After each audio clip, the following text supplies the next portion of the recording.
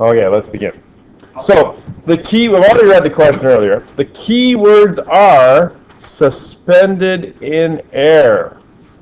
Let me draw a picture and see if you can figure out what that means. We've got this small ball, or oil droplet, or what have you, and it's suspended in air. What does that tell you? It's floating. What else, from a numerical standpoint?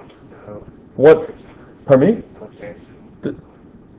No change of velocity. That means that the acceleration is zero, and Kieran is absolutely right. Then the forces are balanced, or in other words, the net force is zero. That is the fundamental concept here, and I think everyone sees that. Yeah, well, suspended means that it's not moving, right? If it's not moving, the forces must be balanced. It's in equilibrium, we would say. Now, what forces are acting on it? Well, it's happening on Earth, so there is a weight force, gravity, and to counteract that, there must be an electric force, Fe. And that, my friends, is the fundamental point of the Millikan experiment, right? You probably, hopefully, saw that in your research, that he balanced the weight force with the electric force. Okay? And we are asked what field strength. So what are we solving for? What letter? We're solving for E. E is a big fat question mark. We know the acceleration is zero. We know the net force is zero. We know the mass is 6.5 times 10 to the minus 6. We know the charge Q is equal to 1.5 times 10 to the minus 10. And there's one more thing that you know. G is minus 9.8. And it can either be meters per second squared or it can be newtons per kilogram. What's the letter for charge? Q. Charge is Q.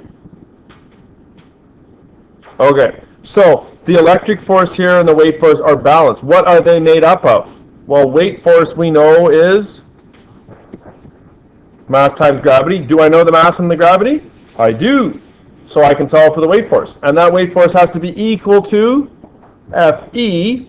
And what formula has Fe and E and Q in it?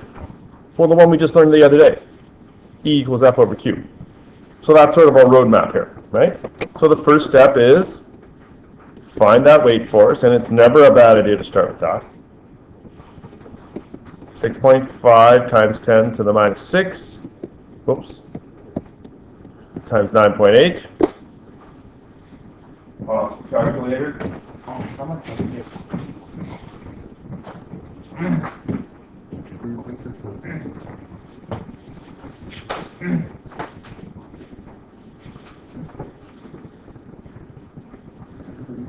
I get a really, really, really small number that you might want to put into scientific notation. 6.37 times 10 to the minus, I got to count here. 1, 2, 3, 4, 5.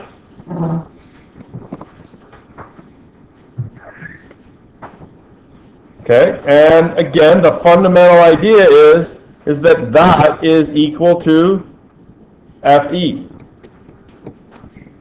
6.37 times 10 to the minus 5. Right? And now, E equals F over Q. Solve for E. The F is that number that we just came up with, 6.37 times 10 to the minus 5, and we divide by the charge. This number here, 1.5 times 10 to the minus 10.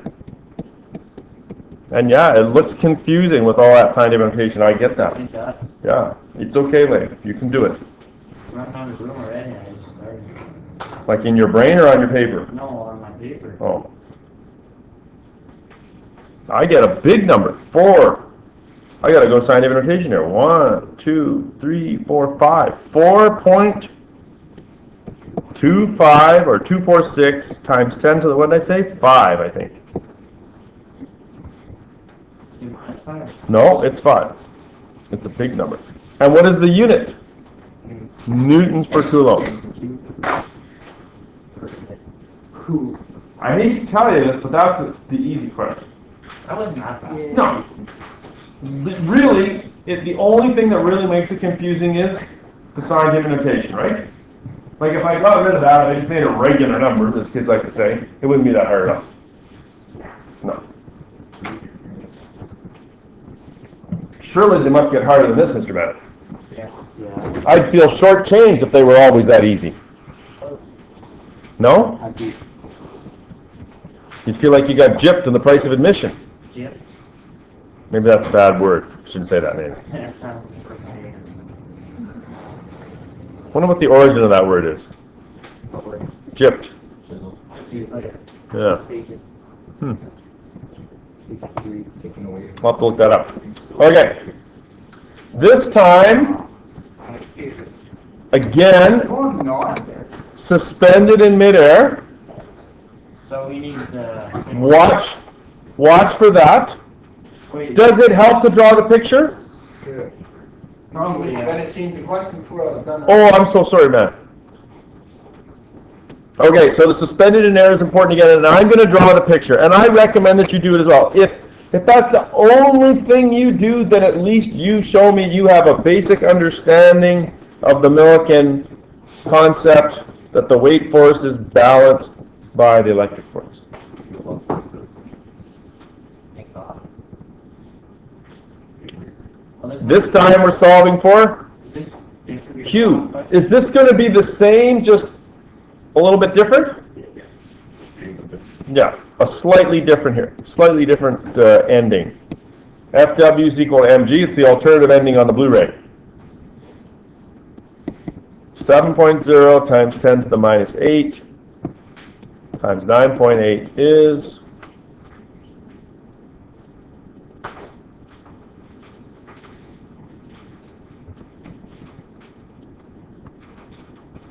Oh, really small number. 6.86 times 10 to the minus 7, I think, right? Now, how come, Mr. Bennett, why do you have to make those stupid numbers? Why can't you make them regular numbers? Well, because Millikan dealt with these little, tiny, teeny-weeny oil droplets that don't have hardly any mass at all. But that's what he dealt with. He didn't even have a calculator, you guys. He had to deal with this, like, with pencil and a piece of paper. Not a very good pencil, and those crappy orange erasers, too, not the nice white ones. Okay, so that's the weight force. Is it equal to the electric force? Yes. You should probably write that out, just to indicate that it's the same. And now I'm solving for Q, and I'm going to go E equals F over Q. But this time I know the E is 300. The FE is this number right here, 6.86 times 10 to the minus 7. And we're going to solve for Q. Yeah, those switch, right? Multiply both sides by Q, divide both sides by 300. What? I think I just opened up another one, that's all.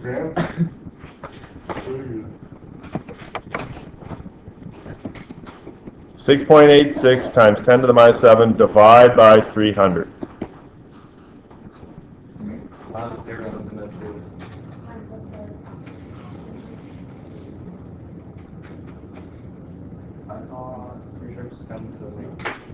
I get 0.000000, a whole bunch. So 2 times 10 to the minus 2 times 10 to the minus 9? Yeah. 2 times 10 to the minus 9, what? Coulombs. Coulombs. And I'm going to pause there for a second and we're going to discuss the Millikan experiment for a second there. Hopefully you all know by now. What was it? Okay, so the little number after the 10, Yeah? is how many zeros? It's how many decimal places? Yeah, I'll show you on that. I'll show you on the calculator. Were you away that day? We could tell? Yes. Okay, I'll come show you. Okay. What was the purpose of the Millikan experiment? To find the elementary charge, which is the charge on a single electron. So did he go and did he just sort of like open it up and look, oh, there it is there, right? No. How did he do it? Right? It's a lot harder. But basically what he did was, Lane, don't lose focus now.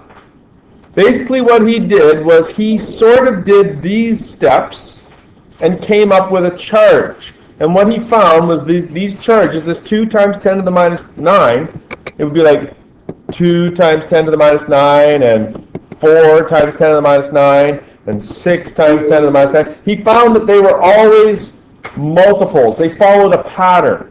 Okay, if I give you the following numbers, 18, 24, 15, 9, 6, 12, 21. What's the elementary number? What are they all multiples of? 3. Is 3 in there at all? No. What if I put zeros in all those? What if it was 180, 240, 150, 90, 60, 120, and 20, 210? It's still 3. These are the kinds of numbers that he was dealing with. He came up with the number that we now know as 1.6 times 10 to the minus 19. But he never found that number, Mustafa. It was always 1.6 times 10 to the minus 19, or 3.2 times 10 to the minus 19, or 4.8 times 10 to the minus 19. And were they always perfect 1.6, 3.2, 4.8, 6.4s? No. Lousy, crappy multiples like when we found gravity. You're supposed to find 9.8. Did you find 9.8? No, you found like 8.7. Okay? So he came up with all these numbers. Now how do you think, Graham? Or Lane? Lane, listen to me, Lane. I'm the guy teaching. There's a reason why you don't get it. It's because you're not listening. What he likely did was he likely made a graph. And I'm guessing it was a relatively straight line. And without the aid of Excel or a graphing calculator or anything, he would have found the slope of that line. And the slope of that line would have been 1.6 times 10 to the minus 19. And again, I point out he did it all without a calculator or a computer. Pretty impressive. He didn't just do it in the morning. He had that Harvey Fletcher dude to help him do that, right? He was a genius. Yeah. No, that was Galileo was under house arrest. So that's the basic gist of the millikan experiment. Now, was it all that easy? No. In fact, some of you, I read some of your descriptions already. It talked about like using X-rays to ionize the air and blah, blah, blah. And it was kind of tricky, right? So one of the ways that we simulate that degree of difficulty is to make you solve it with volume. He did not actually find the volume. We're just adding that to sort of give you an idea of the degree of difficulty here. Okay? This, my friends, is the hardest question right here. This is it, the big daddy. I'm going to put a good old... Will a question of this nature appear on the test? No. 100% guaranteed. 100% guaranteed this question will be on the test. It's suspended. Okay. Pretty much just different numbers. Okay. Suspended in air is important. Suspended in air means weight force, electric force balanced, right? Yeah. Okay. In the previous two questions, I gave you the mass. You don't get the mass. And here's where we're making it more challenging. Okay, I got to get to the mass. How do I get to mass from radius? And density. Density is, don't write this down, density is mass over volume. We want to solve for mass. We know density. We need to find volume. How do I get volume of a sphere? Anyone just happen to know what the formula for volume of a sphere is? Anyone? It's like 2 pi r squared. 4/3 pi r Cubed. 4/3 pi r cubed. So use that so much, by the way. Yeah. Yeah. Are you looking for your clicker thingy? No, yeah, actually. Oh, it's just on my list. Yeah. Different question. Okay, well, let me get through this. This is, yeah. Okay. Okay, so what we're going to do is we're going to use volume is 4/3 pi r cubed. We're going to get volume. And then we're going to stick that over here, and using density, we're going to get mass. And then what does the question become? Same as this, right? We're just stepping back a little bit. Okay? Okay, so it almost becomes simply a calculator exercise now, doesn't it, right? And can you put your thoughts together logically? So, 4/3 pi, oh, why am I rewriting it? 4/3 times pi times the radius. Now, do you think that I might be a jerk sometime and give you the diameter? Yeah. Yes, because I'm known as a jerk. How do you get the radius and the diameter? Divide by 2. Do you think the fact that it's centimeters matters? Because the density here is 800 kilograms. So I've thrown a few roadblocks up. So you got to take that centimeters and convert it to meters. And how do you do that? And you learned that probably about grade 7 or so. No, you divide by 100. Oh, no. Same answer. That's it, I quit. Yeah, times by 100, divide by 100, same thing. Ah. 0.6. So it's going to be 0.000, divide by 100 means? 2 more zeros, 6 cubed. Oh, Mr. Bennett. Now, here's where you really got to be adept at using your calculator. Get that back. Okay. Please do not go 4 divided by 3 equals, and then write down the number, and then times 3.14, and then equals, and write down the number, and then don't. Use your calculator, you guys. Your calculator's smart. We're not? I didn't say that, but you're smart if you use it smartly. So 4 divided by 3 times, use the pi button on your calculator, Brandon, you can. Now what? That's cool. Brackets, all you need brackets. times, 5 times. now do you have to put a bracket there? I'd probably. You can if you want, it doesn't matter. 0.0000006. You should have either an x cubed or an x to the y button. If you've got an x to the y, you're going to have to go that, and then 3, Oh, yeah, you need brackets. and then equals. And you should get some crazy, crazy number, 9.05 times 10 to the minus 16. And I'll just wait there and make sure everyone can get to that. You like this better than what other stuff? Oh, yeah? That's interesting. Yeah? Okay. Okay. Maybe you just got more smarter about it. I don't know. Okay, I'll be quiet because I've done way more talking than I need to. Now, do you have?